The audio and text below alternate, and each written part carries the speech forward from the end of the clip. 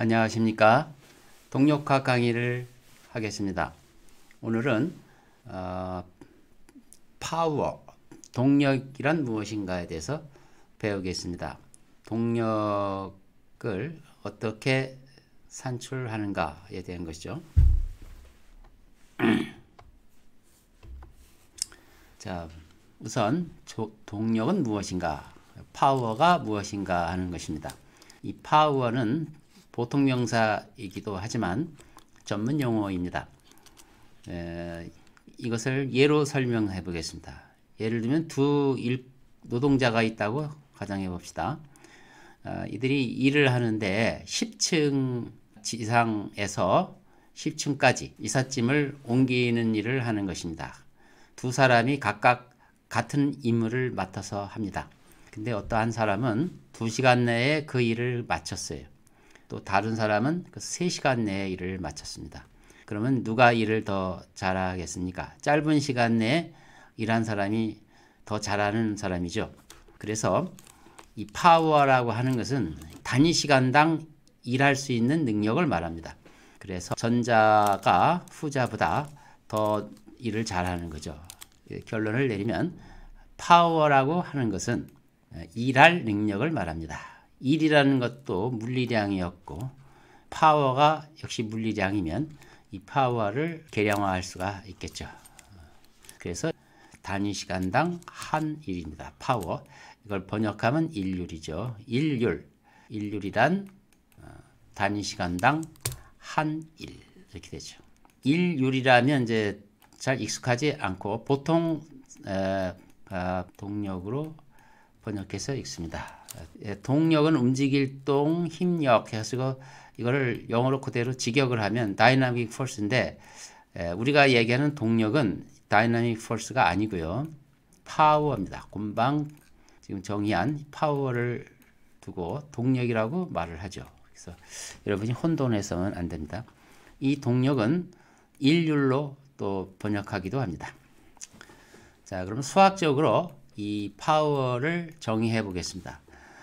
말 그대로 파워 P는 U라는 것이 1이죠. 1. 어떤 힘이 한 1이죠. 1의 시간 변화율이고 dt분의 dt라 하면 순간 시간 변화율이니까 미분으로 표시됩니다. 그래서 엄밀한 의미에서 동력은 1의 시간 변화율입니다.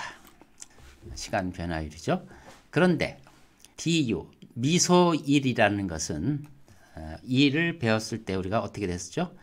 그때 작용하는 힘과 이 힘을 가해졌을 때 그 질점의 변이, 움직인 미소 변이, 이거와 내적이다 그랬죠. du가. 그래서 이 du 대신에 이 수식을 그대로 넣어주면 이렇게 됩니다. 분자가 이렇게 되고요.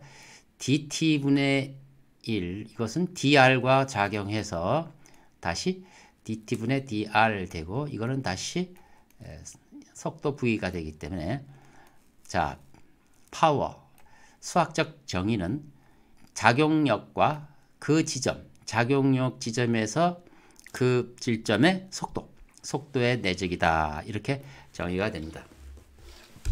힘은 F.V가 되는 거죠.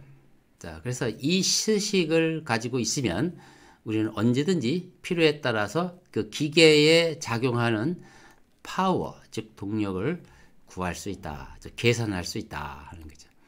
근데 P.V잖아요. 그러면 F.V죠. 힘 파워가. 파워도 역시 스칼라형이고요. 스칼라고. F는 벡터고 V도 벡터예요. V는 그 질점의 속도고 F는 그 질점에 작용하는 힘이니까 이 질점이 여기 있다면 바로 작용점 P에 여기에서의 그 파워가 계산된다는 거죠. 자, 그러면 이 파워도 역시 막연히 정해지는 게 아니고요. 반드시 자유물체도로 정의가 됩니다. 자유물체도 상에서 이 파워는 수학적으로 적용이 된다는 뜻입니다.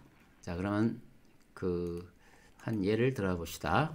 자, 파워는 이렇게 계산한다 그랬죠. 구체적으로 한번 어떤 상황을 보겠습니다. 자, 이건 수레를 지금 밀고 언덕 위로 올라가는 상황입니다. 어떤 일꾼이 수레를 이렇게 밀고 올라갑니다. 자, 그럼 우선 상식적으로 이 일꾼이 이 수레를 이 바닥에서 끝까지 만약 밀고 올라간다면 누가 일을 한 것입니까? 이 사람이 일하는 거죠. 그러니까 사람이 이 마차에다가 에너지를 준 겁니다. 일을 했다 하는 얘기는 에너지가 빠져나갔다는 거죠. 그러니까 에너지가 이렇게 빠져나가는 거죠. 빠져나가는 거죠. 근데 이것을 이 수식과 연계해서 설명을 해보겠습니다. 그럼 이것도 역시 자유물체도를 그려야만 설명이 가능한 거죠. 지금 이것은 수레의 자유물체도입니다.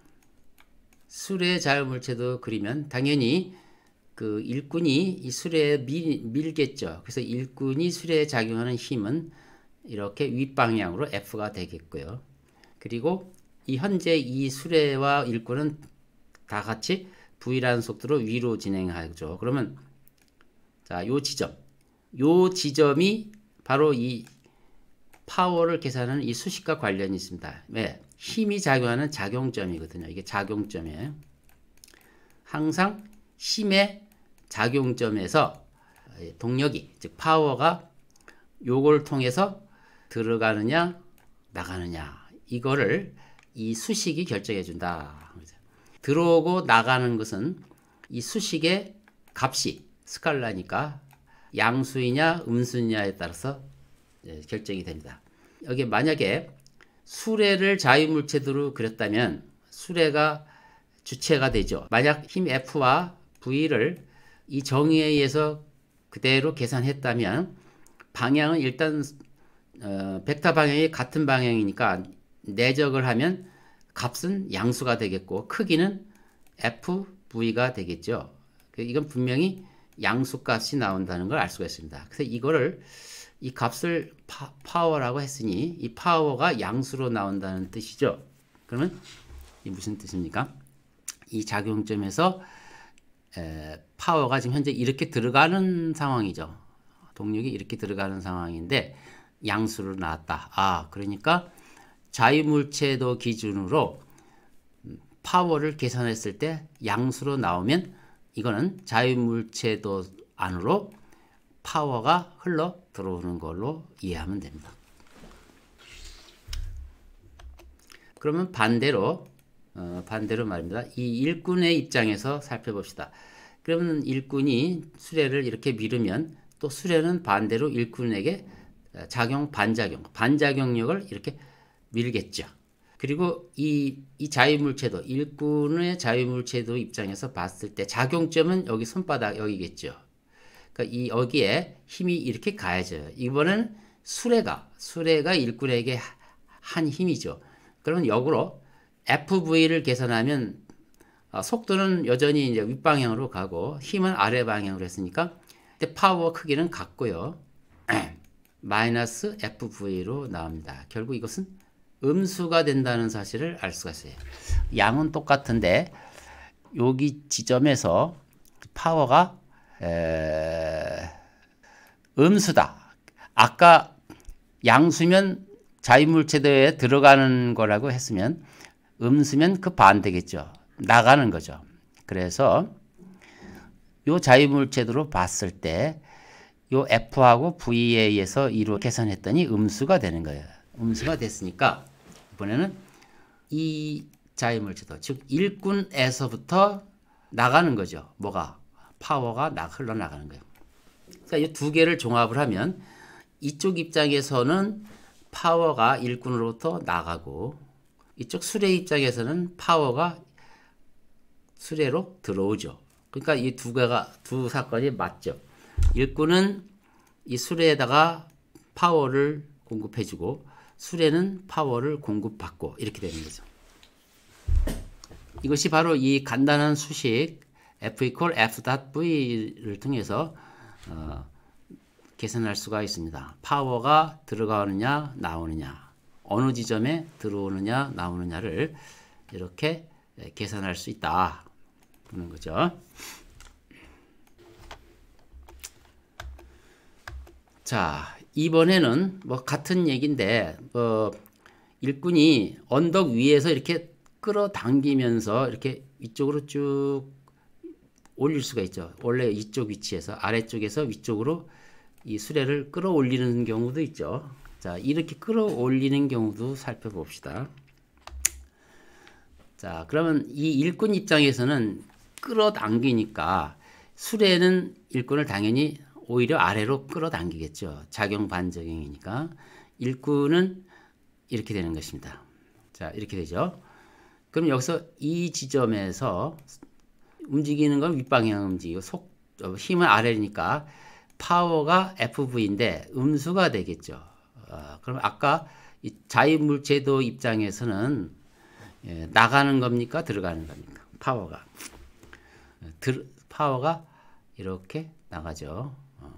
역시 일꾼이 일을 하는 겁니다. 지금 일꾼으로부터 이 파워가 나가니까 파워를 공급하는 주체는 일꾼이 되겠죠. 근데 사실 그렇죠.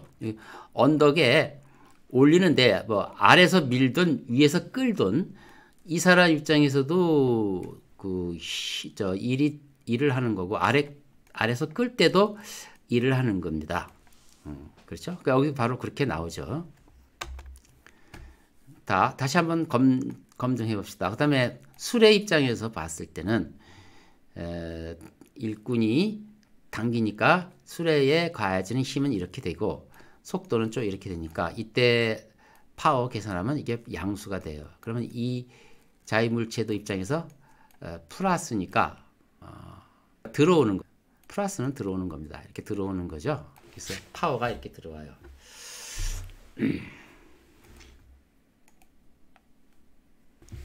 자, 그러면 여기서 일꾼으로부터 파워가 나가고 수레는 들어오고 이제 이렇게 되는 거죠. 근데 과연 그러니까 분명히 일꾼이 이쪽에서부터 수레를 끌어서 여기까지 끌어올리면 일꾼은 현재 여기 다 일을 마치면 에너지가 빠져나갔어요. 그리고 그 결과 수레가 여기 있다가 위쪽에 있어요. 그러면 일꾼은 에너지를 누군가 공급했다고요? 수레에다가 에너지를 공급했는데 에너지 결과가 어떻게 됐어요? 그러면 에너지가 더 상승해야 될 거 아닙니까? 실제로 상승했죠. 계속 수레는 일꾼으로부터 에너지를 공급받았어요. 여기까지 공급을 받았어요. 근데 어떻게 됐습니까? 위치 에너지가 아래 이쪽에서 위쪽에 있으니까 이미 이 수레는 이만큼의 에너지를 갖게 된 것입니다. 그래서 이 결과가 맞죠. 그래서 확인이 되는 것입니다.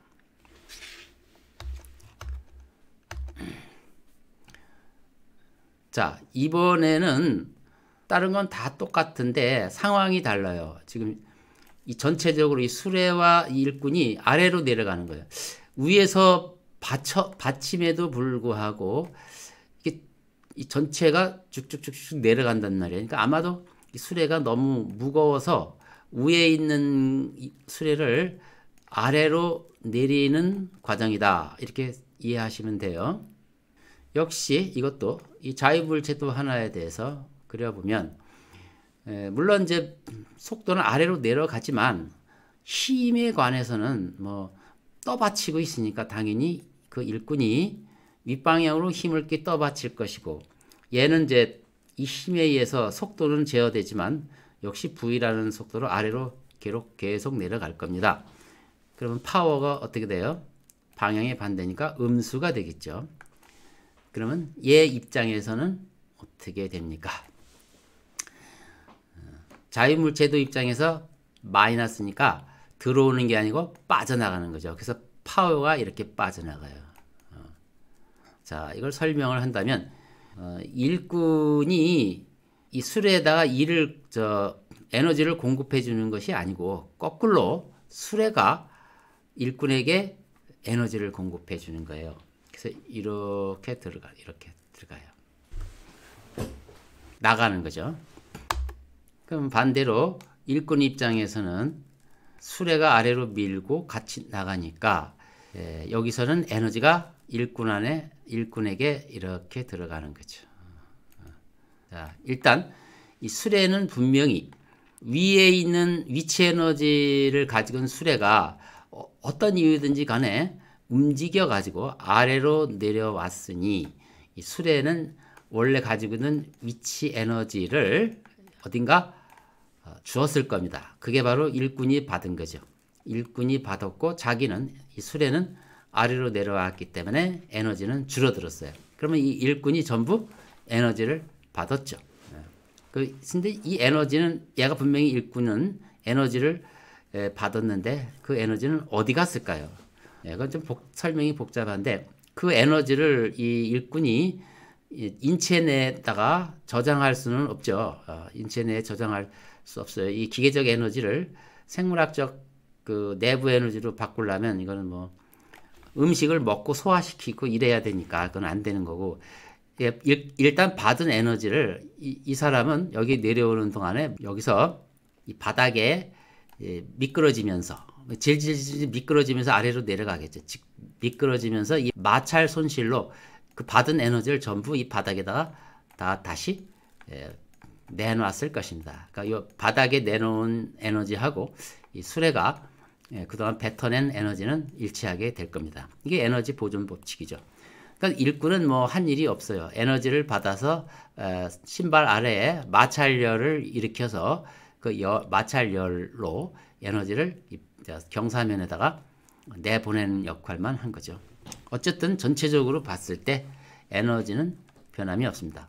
수레로부터 에너지가 들어와서 이 사람을 통해서 신발을 통해서 바닥으로 내려가다 이렇게 되는 것이고 바로 그런 부분을 이렇게 파워로 계산하고 단위 시간당 위에서 아래까지 진행되는 동안에 단위 시간당 그 에너지가 흐르는 양이죠. 에너지 흐르는 양을 수돗물이라고 비유를 한다 해도 에너지가 계속 흐르는 겁니다.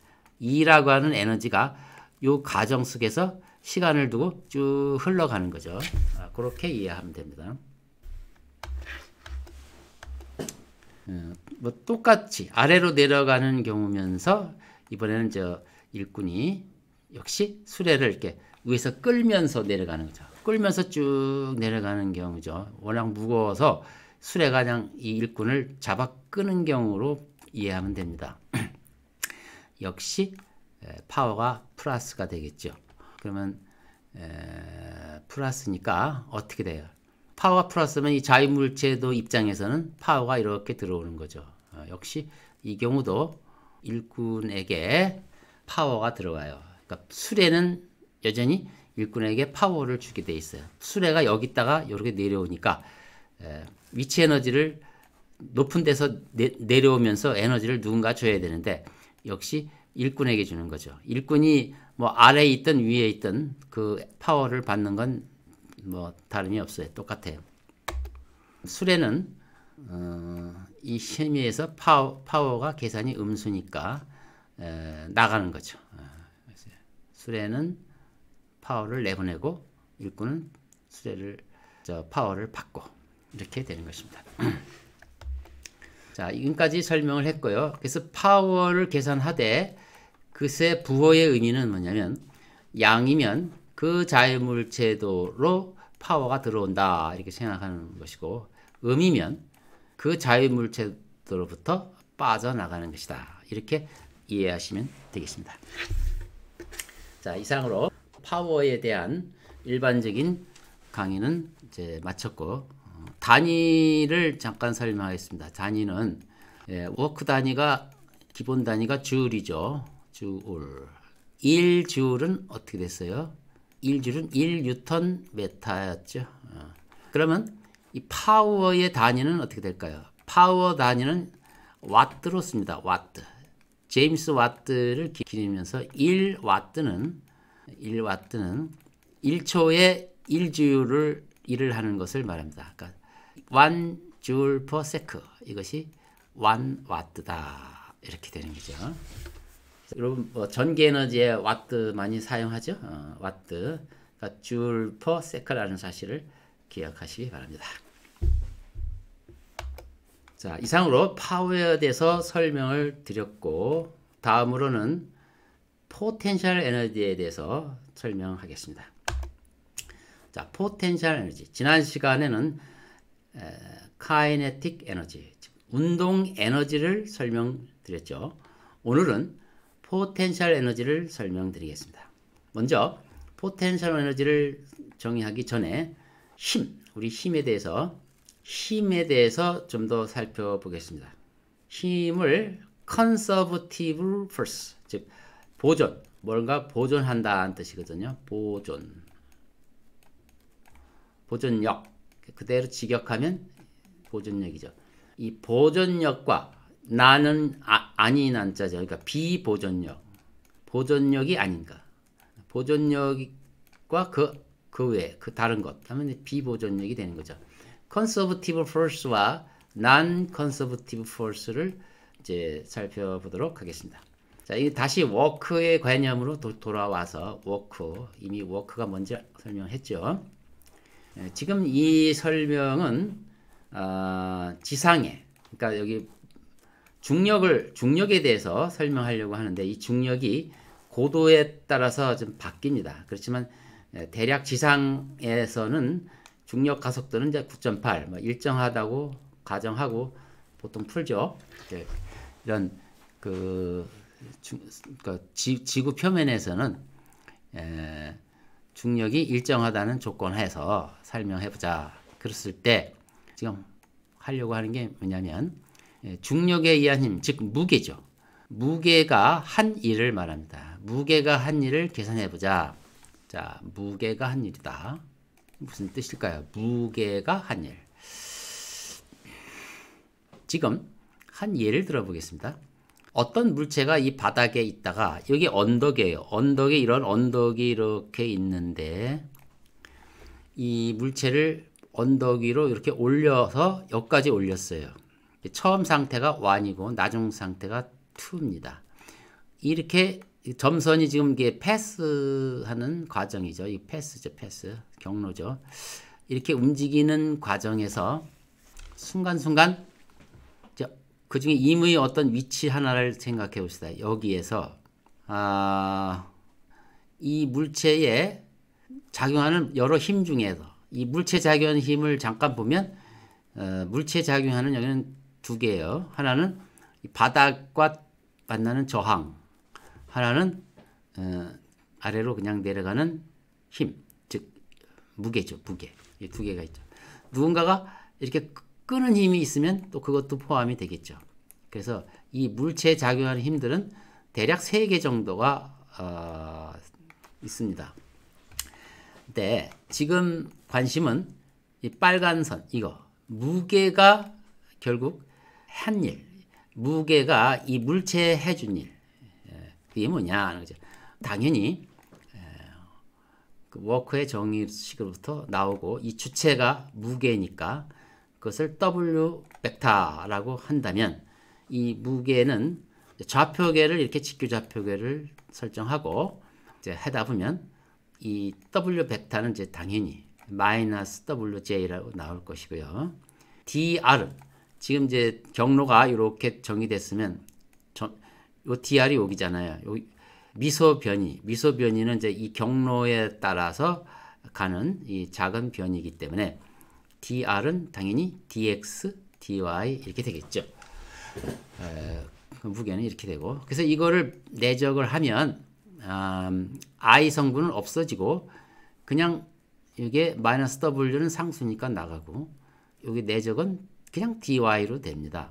DY로 되고 Y는 1 상태에서 2 상태의 조건을 보면 되고 그러니까 1 상태에서 Y는 0이고 2 상태에서 Y는 H니까 0에서 H까지 정적분 dy 이렇게 되죠. dy는 뭐 간단하니까 이제 y가 돼서 그냥 h가 되겠죠. 그래서 이 일을 해보니까 무게에 의한 일을 해보니까 간단하게 무게에다가 요 높이 h 이렇게 간단하게 나오더라 하는 거죠. 그리고 부호가 항상 마이너스로 나옵니다. 자, 이것은 무엇을 의미하느냐? 이것이 의미하는 바는 그 일을 계산해 봤더니 일의 결과를 보니까 패스에 무관하더라. 이 결과 값이 패스에 무관하더라 하는 뜻이에요. 이게 무슨 얘기입니까? 만약에 똑같은 이 물체와 이 물체가 처음과 나중 상태라면 만약에 이 패스를 그러니까 이렇게 움직이는 경로를 이 점선 말고 이런 과정을 거쳐서 보낼 수도 있겠죠. 이렇게 패스를 이렇게 바꿔서 보내도 결과는 마찬가지더라 이거죠. 왜? dx는 사라지고 dy에 대해서만 이렇게 결국 이렇게 나올 거니까 결과는 마찬가지. 그러니까 패스가 어떻게 됐든지 상관없이 이 무게가 한 일은 처음 상태와 나중 상태의 이 높이, 즉 위치죠. 위치에만 관계한다. 즉 패스와 무관하다. 이런 결과가 나오는 거죠. 패스에 무관하게 나오는 그 힘.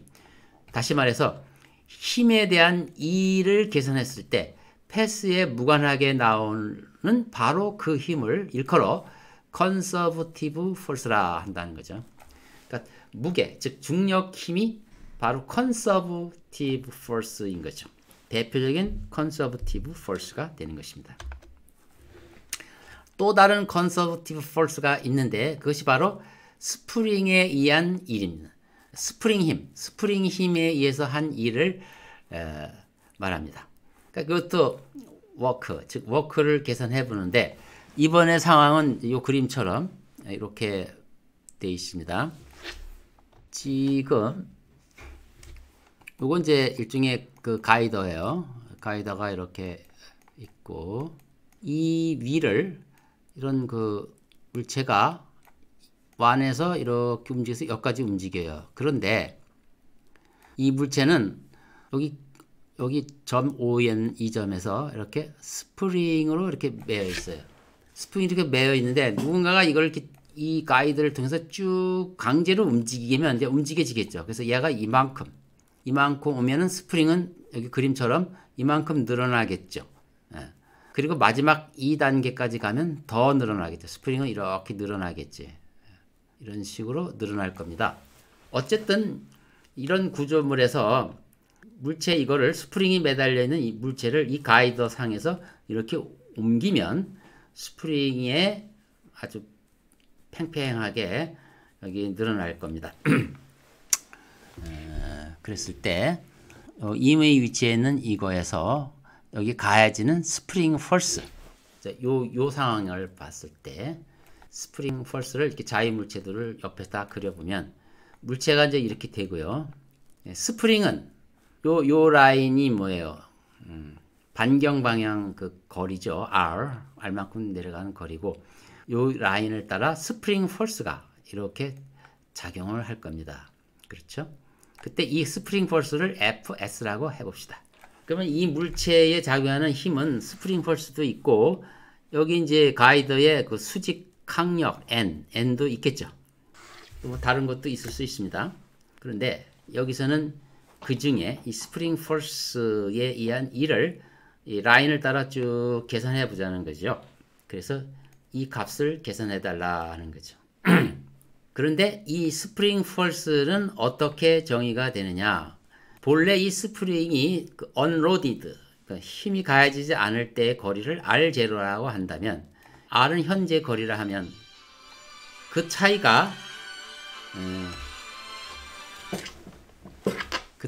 스프링 변형량이겠죠. 그래서 스프링 펄스는 이렇게 이렇게 표현이 되고 이 상황에서의 스프링 펄스 방향은 ER이라는 벡터에서 반대 방향이니까 마이너스 ER 되겠죠. 여기까지가 이제 스프링 펄스를 정의한 수식이고요.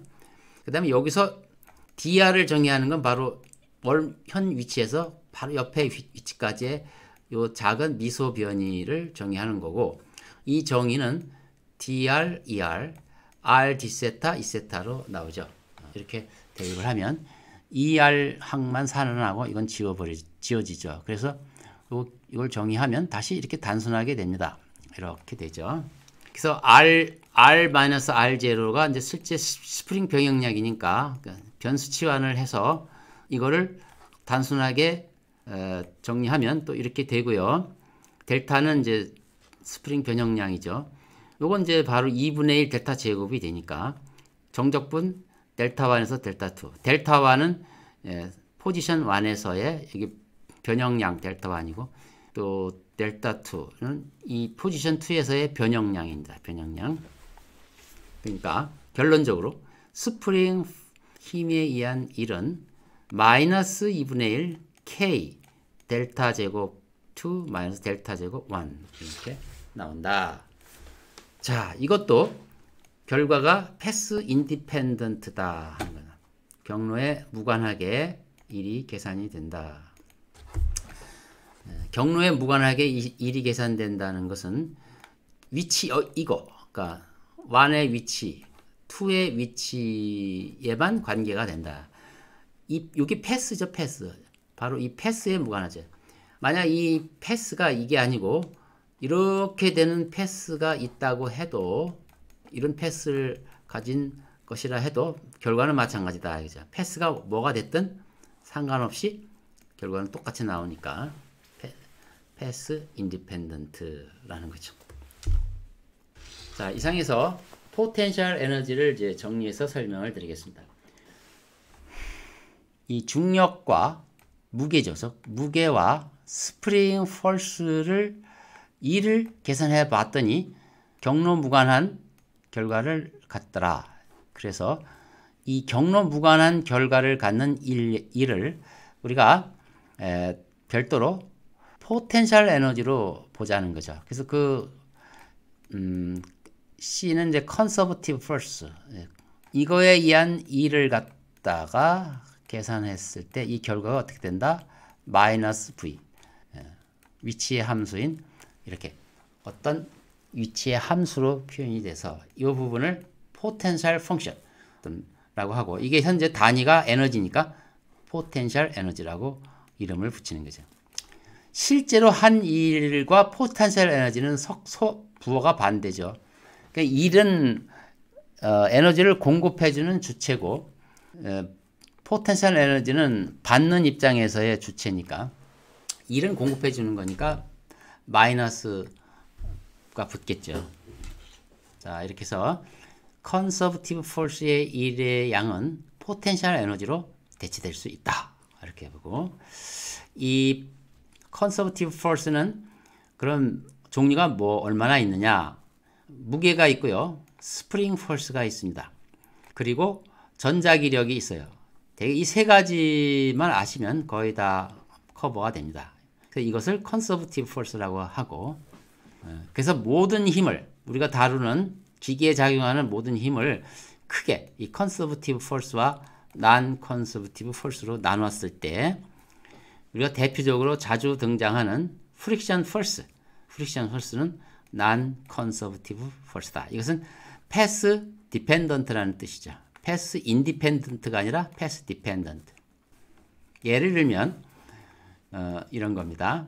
자, 이게 공장 안에 어떤 일꾼이 이쪽에 있는 짐을 여기 입구 쪽으로 옮기는 일을 한다고 해봅시다. 이 짐이 굉장히 무겁고 바닥에 바퀴가 안 달려있고 이게 시멘트 바닥이에요. 그래서 질질 끌어야 돼.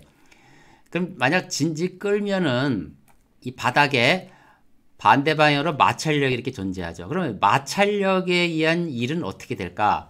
뭐 계산이 되겠죠. 여기서 직접 가면은 이 힘은 일정하다 했을 때 힘과 여기서 거리를 곱하면 FD 해가지고 FD만큼 이제 일이 나오죠. 그러면 이 마찰력은 실제 누구한테 일을 주는 게 아니고 일을 이제 그 에너지를 바닥에 이제 소모시키는 거니까 이게 이제 다 낭비되는 일입니다. 그래서 이 마찰력에 의한 힘은 FD 이렇게 계산이 되죠. 근데 만약에 이것을 이쪽 경로를 바꿔서 이런 식으로 바꿨을 경우에 첫 번째 이 대각선으로 간 거하고 비교했을 때 어떤 것이 손실이 더 크냐? 당연히 이쪽으로 이렇게 휘둘러서 간 경우가 손실이 더 크겠죠. 왜 그래요? 똑같은 힘이 가해지는데 이건 경로가 더 길잖아요. 그냥 그거 길은 만큼 소모가 더 있어요. 즉 이때 하는 일은 이 마찰에 의한 일은 경로에 늘 관계가 있다. 무관한 게 아니고 경로에 따라 다 다르다 하는 거죠. 이런 특성이 있어요. 마찰 힘을 일로 계산해 보면 확실히 구분이 됩니다. 그래서 마찰 힘에 의한 일은 경로에 관계하구나. 그래서 이것을 마찰 힘을 non-conservative force라고 부릅니다. 자, 그렇다면 모든 파티클에 가해지는 모든 힘을 conservative force와 non-conservative force로 이렇게 구분을 해서 본래 이 모든 외력에 의한 일의 양에다 그대로 대입을 하면 이렇게 되겠죠. 다시 나누면 conservative force에 의해서 한 일과 non-conservative force에서 한 일로 나눠지고, 금방 말했듯이 conservative force에서 한 일의 양은 이렇게 potential energy로 표시가 되니까 요거는 그냥 이걸 그대로 놔두지 말고 potential energy로 대체하면 되는 거죠. 그랬을 때 요 conservative force는 다시 이렇게 되는 거죠. 이 potential energy 함수를 V라고 하면 상태 2의 potential energy에서 상태 1의 potential energy를 뺀 것이 이 potential energy 변화인데, 본래 아까 potential energy하고 일의 양을 마이너스를 붙여준다 했으니까 이건 이제 그렇게 붙여준 것이고, 그래서 이 conservative force에 의한 일의 양은 마이너스 V2 마이너스 V1으로 됩니다. 자, 이렇게 되고 이 non-conservative force에 의한 일은 그대로 되는 거죠. 그대로. 이식 그대로 되는 거죠. 자, 이런 관계를 어디다가 지금 적용하냐면, 원래 이식 기억나죠? 운동 방정식을 이용해서 유도한 work energy equation, 여기에 이식을 금방 이렇게 두 개로 구분했었고요. 그래서 이 왼쪽에다 대입을 해서 이렇게 나왔고, 이 부분 대신에 이 부분으로 대치해서 이렇게 됐죠. 그리고 여기서 V2, V1을 각각 서로 이렇게 교환하면 이거 원래 있는 수식이고, 나머지 1을 다 모으면 T1 플러스 V1이고 이쪽은 T2 플러스 V2 이렇게 되죠. 그러니까 이 수식이 이렇게 바뀌어요. 그러니까 이쪽의 항을 conservative force와 non-conservative force로 굳이 이제 구분해서 표현하자면 이렇다는 거죠. 그래서 요 식이나 요 식은 같은 수식입니다. 결국 같은 수식이고, 이 중에 conservative force의 work에 해당하는 것을 potential energy로 바꿨을 뿐이죠. 자, 이렇게 해놓은 다음에 마지막으로 만약 이 시스템에 non-conservative force에 대한 일이 0이 있을 경우, 그 non-conservative force에서 한 일이 다 0인 경우에는 어떻게 돼요? 이게 0이죠. 이쪽 부분이 0이 돼서 이렇게 돼요. 다시 말해서 이 운동 에너지와 위치 에너지 합, 상태 1의 운동 에너지와 위치 에너지 합, 상태 2의 운동 에너지와 위치 에너지 합은 언제나 일정하다.